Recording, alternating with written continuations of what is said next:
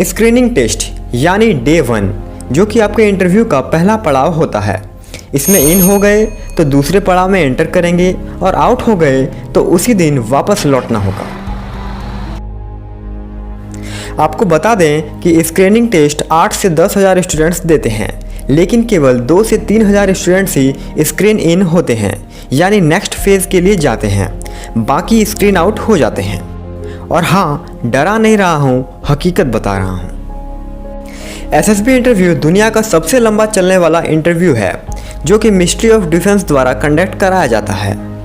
यह इंटरव्यू पूरे 5 दिनों तक चलता है और इन 5 दिनों को 2 फेजेज़ में बांटा गया है, फेज़ 1 और फेज़ 2। फेज़ 1 है आपका स्क्रीनिंग टेस्ट और इसी के बारे में पूरे डिटेल से बात करेंगे। तो बात करते हैं शुरू से, यानी जो कैंडिडेट्स रिटन एग्ज़ाम में शॉर्टलिस्टेड होते हैं, चाहे वो एनडीए का रिटन एग्ज़ाम हो, सीडीएस का रिटन एग्ज़ाम हो या अन्य कोई डिफेंस सेक्टर का रिटन एग्ज़ाम हो जिसमें एसएसबी इंटरव्यू होता है, तो उन्हें एसएसबी द्वारा मेल आता है या यूँ कहे कॉल लेटर आता है। और उस कॉल लेटर में जो वेन्यू और समय लिखा हुआ है वहाँ आपको रिपोर्ट करना होता है। तो चलिए दोस्तों, बात करते हैं रिपोर्टिंग डे के बारे में, जिसे डे 0 भी कहा जाता है क्योंकि यह दिन उस 5 दिनों में शामिल नहीं होता। आइए रिपोर्टिंग डे के बारे में थोड़ा डिटेल से जानते हैं। ज़्यादातर स्टूडेंट्स ट्रेन से आते हैं और एमसीओ यानी मूवमेंट कंट्रोल ऑफिस रिपोर्ट करते हैं। कैंडिडेट्स को ट्रैवलिंग चार्ज उनके अकाउंट पे गवर्नमेंट द्वारा ट्रांसफ़र कर दिया जाता है जिनका फर्स्ट टाइम होता है, और जिनका फर्स्ट टाइम नहीं होता उन्हें खुद ही खर्च उठाना पड़ता है। एमसीओ रिपोर्ट करने के बाद कैंडिडेट्स को बस से सेंटर तक ले जाया जाता है, लेकिन आप डायरेक्ट सेंटर भी रिपोर्ट कर सकते हैं, ये बिल्कुल आप पे डिपेंड करता है। जब आप अपने सेंटर रिपोर्ट करते हैं तो सबसे पहले आपका डॉक्यूमेंट वेरिफिकेशन होता है। डॉक्यूमेंट में आपके 10th 12th के मार्कशीट, आधार कार्ड और एनडीए का एडमिट कार्ड रिटन एग्ज़ाम वाला, ये सारी चीज़ें चेक की जाती है। डॉक्यूमेंट वेरिफिकेशन सक्सेसफुली कंप्लीट होने के बाद सभी कैंडिडेट्स को एक हॉल में बैठा दिया जाता है और वहां उन्हें एक डेडिकेटेड चेस्ट नंबर दिया जाता है जो आने वाले 5 दिनों के लिए इनकी पहचान होगी। और ध्यान रहे, आप अपने साथ कोई भी इलेक्ट्रॉनिक सामान अंदर नहीं ले जा सकते, यहाँ तक कि आपके मोबाइल फ़ोन भी डिपॉजिट कर लिए जाते हैं। ये थी रिपोर्टिंग डे की पूरी जानकारी। लेकिन दोस्तों, कुछ सेंटर्स के रिपोर्टिंग डे और स्क्रीनिंग डे यानी फर्स्ट डे सेम होते हैं। इसके पीछे का कारण यह है कि जब आपकी रिपोर्टिंग टाइम अर्ली होती है यानी सुबह 6 बजे, तब आपकी स्क्रीनिंग भी उसी दिन हो जाती है। लेकिन अगर आपकी रिपोर्टिंग टाइम दोपहर 2 बजे है तो आपकी स्क्रीनिंग यानी फर्स्ट डे अगले दिन से शुरू होगी। डे 1 यानी पहले दिन में आपका स्क्रीनिंग टेस्ट होता है और स्क्रीनिंग टेस्ट के अंदर 2 टेस्ट होते हैं। पहला इंटेलिजेंस टेस्ट और दूसरा PPDT, picture perception and discussion test. अब बात करते हैं इंटेलिजेंस टेस्ट की, तो इसे officer intelligence rating OIR test भी बोलते हैं। इसमें बेसिकली 2 टेस्ट होते हैं, एप्टीट्यूड टेस्ट और verbal and non verbal test, यानी आम भाषा में इसे रीजनिंग कहते हैं। और ये 2 पेपर आसान ही होते हैं, बट इसका मतलब ये नहीं कि आप इसकी प्रैक्टिस ही ना करें, क्योंकि इसमें भी 10 से 20% स्टूडेंट फेल हो जाते हैं। देखिए, एप्टीट्यूड और verbal and non verbal test में 50-50 क्वेश्चन होते हैं, जिसके लिए आपको 30-30 मिनट का समय दिया जाता है। OIR टेस्ट आपका लगभग 10 बजे तक समाप्त हो जाता है। इसके बाद आप दूसरे रूम में आते हैं जहां पर आपका दूसरा टेस्ट शुरू होता है, यानी PPDT, picture perception and discussion test. इस टेस्ट में सभी कैंडिडेट्स को बड़े से स्क्रीन पे एक हैजी पिक्चर दिखाई जाती है, यानी थोड़ी धुंधली प्रकार की, जो कि सिर्फ 30 सेकंड के लिए आपके स्क्रीन पर फ्लैश होगी। इसके बाद आपको 4 से 5 मिनट का समय दिया जाएगा उसके ऊपर स्टोरी लिखने के लिए। अब स्टोरी कैसे लिखें? तो सबसे पहले आपको 30 सेकंड तक उस पिक्चर को ध्यान से देखना है। फिर आपको उस पिक्चर के आधार पर उसके पास्ट में क्या हो रहा होगा जिसके कारण ये पिक्चर आपके बीच में आया, और फिर इसके फ्यूचर में क्या होगा जो कि आपका प्रेजेंट है, यानी इस फोटो को अपने स्टोरी का एक पार्ट बनाना है और अपना स्टोरी लिखना है। 4 से 5 मिनट बाद आपको इंस्ट्रक्शन मिलता है स्टॉप राइटिंग, यानी उस समय तक आपकी स्टोरी पूरी हुई हो या नहीं हुई हो, आपको अब लिखना नहीं है। फिर आपकी सीट ले ली जाती है। इसके बाद आपका होता है डिस्कशन टेस्ट। इसमें 15 से 20 कैंडिडेट्स का ग्रुप बना दिया जाता है और सभी कैंडिडेट्स को इंडिविजुअली अपनी कहानी नरेट करनी होती है इंटरव्यूइंग ऑफिसर, साइकोलॉजिस्ट और ग्रुप टास्क ऑफिसर के सामने, जिसके लिए एक एक मिनट का समय दिया जाता है हर इंडिविजुअल्स को। फिर सभी कैंडिडेट्स को एक सर्कल बनाकर बैठा दिया जाता है और ग्रुप डिस्कशन होता है। इसमें कैंडिडेट्स कॉमन स्टोरी में एक दूसरे से डिस्कस करते हैं और ये डिस्कशन करीबन 10 मिनट का होता है। ये कंप्लीट होने के बाद अगली प्रोसेस क्या होगी? आपको लग रहा होगा कि यार सिर्फ टेस्ट ही देते रहें या रेस्ट भी मिलेगा, कुछ खाने को भी मिलेगा या नहीं? तो दोस्तों, PPDT कंप्लीट होने के बाद आपको 2 से 3 घंटे का रेस्ट मिलेगा और फिर आपको लंच भी मिलेगा। ये फैसिलिटी सेंटर द्वारा प्रोवाइड कराई जाएगी। इसके बाद उसी दिन सभी कैंडिडेट्स का स्क्रीनिंग रिजल्ट डिक्लेयर होगा। जो कैंडिडेट्स सेलेक्ट होंगे उन्हें न्यू चेस्ट नंबर दिया जाएगा और जिनका सिलेक्शन नहीं हो पाएगा उन्हें उसी दिन सेंटर से लीव करना होगा। इसका मतलब यह है कि अगर आप स्टेज 1 क्वालिफाई नहीं कर पाते हैं तो आप स्टेज 2 के लिए एलिजिबल नहीं होंगे। कैंडिडेट्स जो स्टेज 1 क्वालिफाई करते हैं उन्हें एक फॉर्म भराया जाता है जिसका नाम है PIQ फॉर्म, यानी पर्सनल इन्फॉर्मेशन क्वेश्चनरी।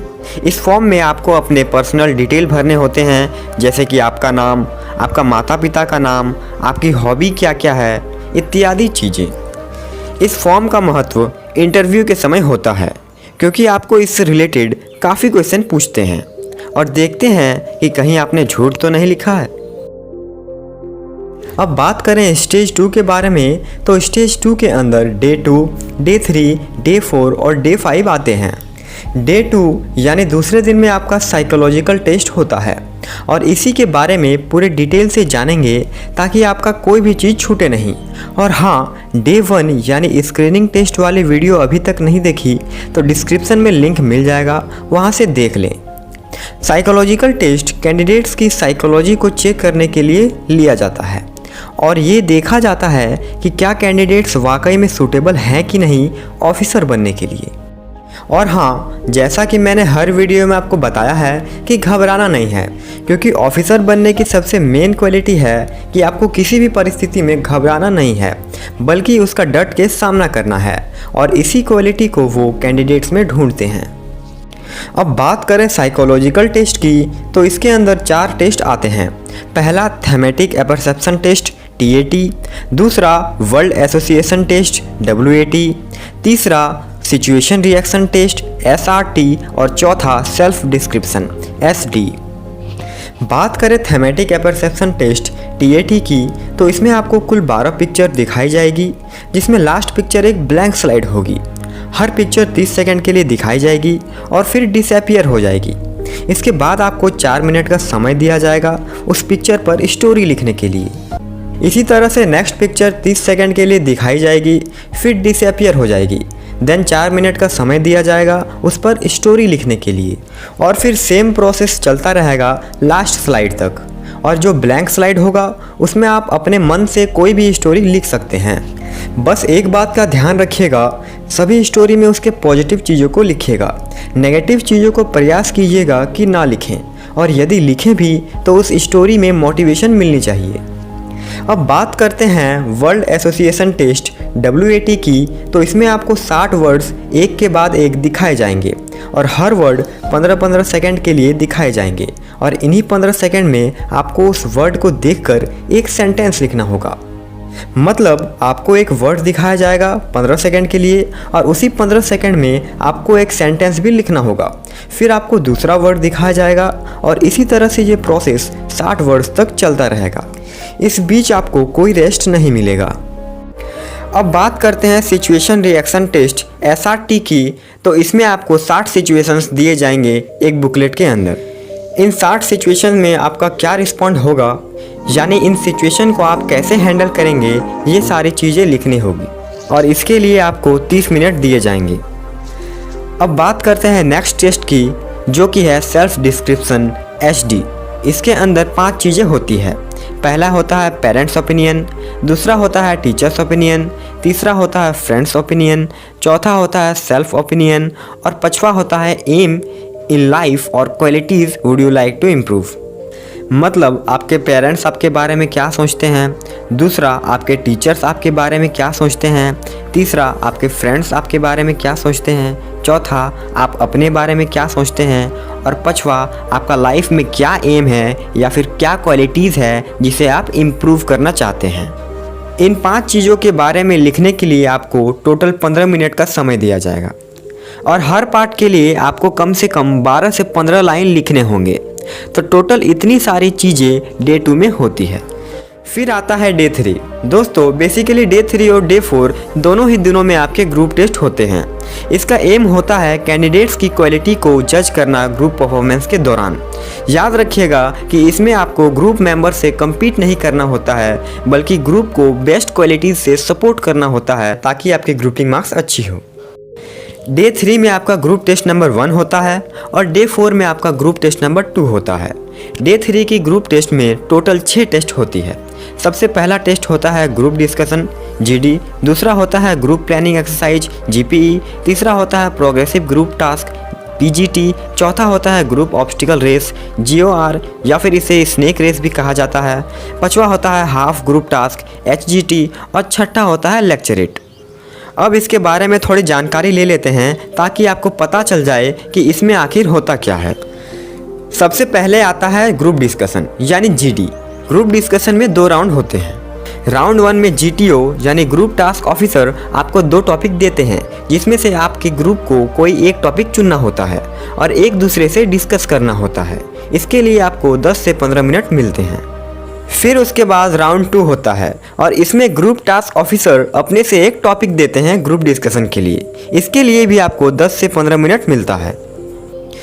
दूसरा होता है ग्रुप प्लानिंग एक्सरसाइज GPE।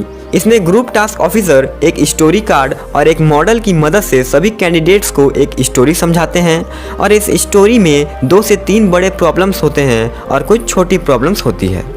इसके बाद स्टोरी कार्ड को 5 मिनट के लिए सभी ग्रुप्स में डिस्ट्रीब्यूट कर दिया जाता है ताकि वे अच्छी तरह से इन प्रॉब्लम्स को समझ सकें। फिर सभी कैंडिडेट्स को इंडिविजुअली A4 साइज पेपर दिया जाता है और 10 मिनट का समय दिया जाता है उस प्रॉब्लम्स की सॉल्यूशन को लिखने के लिए। यानी आपकी प्लानिंग को चेक किया जाता है कि आप छोटी बड़ी प्रॉब्लम्स की सिचुएशन को किस तरह से हैंडल करेंगे। इसके बाद आपका एक ग्रुप बना दिया जाता है और 10 से 15 मिनट तक ग्रुप डिस्कशन करना होता है उन सिचुएशंस के बारे में। तीसरा टेस्ट होता है PGT यानी प्रोग्रेसिव ग्रुप टास्क। ये ग्राउंड लेवल टास्क होता है।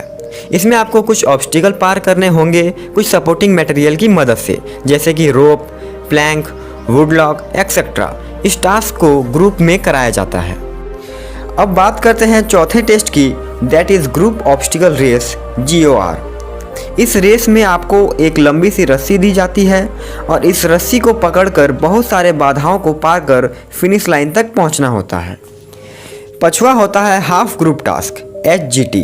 ये बिल्कुल प्रोग्रेसिव टास्क के जैसा ही होता है, बस इसमें आपके ग्रुप को हाफ कर दिया जाता है, इसलिए इसका नाम हाफ ग्रुप टास्क है। और इसके अंदर 1 या 2 ही ऑब्स्टिकल होते हैं जिसके लिए आपको 20 मिनट का समय मिलता है। फिर जो डे नंबर 3 का लास्ट टास्क होता है वो होता है लेक्चरेट। इसमें GTO द्वारा आपको एक कार्ड दिया जाता है जिसमें 4 टॉपिक लिखे होते हैं।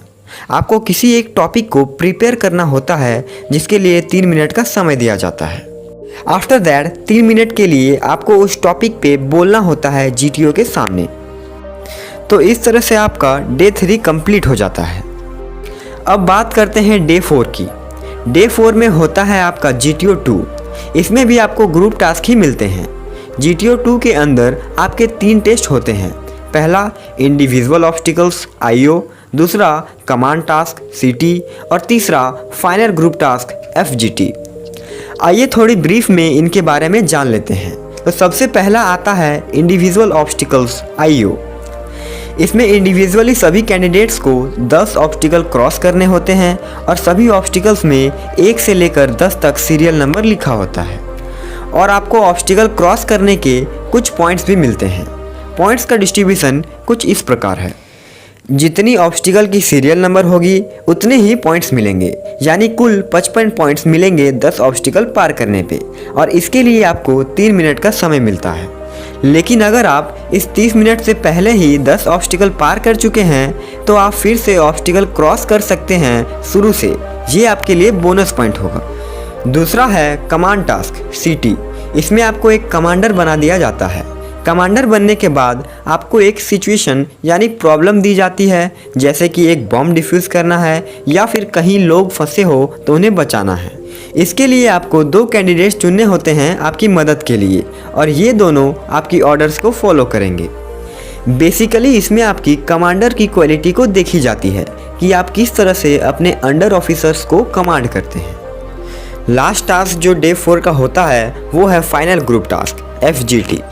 इसमें भी आपको ग्रुप में ही टास्क करने होते हैं, बस इसमें जो ऑब्स्टिकल आप पार करेंगे वो थोड़े बड़े होते हैं पिछले के कंपैरिजन में। इसके लिए भी आपको हेल्पिंग मटेरियल मिलता है, जैसे कि रस्सी, बल्ली और फट्टा। इसकी मदद से आपको ऑब्स्टिकल पार करने होते हैं। इसके लिए आपको 10 से 15 मिनट का समय दिया जाता है। अब बात करते हैं आपकी पर्सनल इंटरव्यू के बारे में, जो कि डे 2, डे 3, डे 4 कभी भी हो सकता है। इसके लिए आपको इन्फॉर्म कर दिया जाता है। पर्सनल इंटरव्यू में कैंडिडेट्स की पर्सनल लाइफ से क्वेश्चन पूछ सकते हैं। नेशनल इंटरनेशनल क्वेश्चन हो सकते हैं और भी कई सारे क्वेश्चन हो सकते हैं। बस याद रहे कि आप अपनी PIQ फॉर्म के आधार पर ही अपना जवाब दें। इसके लिए भी आपको 45 मिनट से 1 घंटा का समय मिलता है। अब आ जाता है last day, that is 5th day of SSB। इसमें आपकी कॉन्फ्रेंस होती है और उस रूम में सारे सिलेक्शन स्टाफ बैठे हुए होते हैं। सिलेक्शन स्टाफ में प्रेसिडेंट होते हैं या डिप्टी प्रेसिडेंट होते हैं, इंटरव्यूइंग ऑफिसर होते हैं, साइकोलॉजिस्ट, GTO, ये सारे SSR बैठे हुए होते हैं।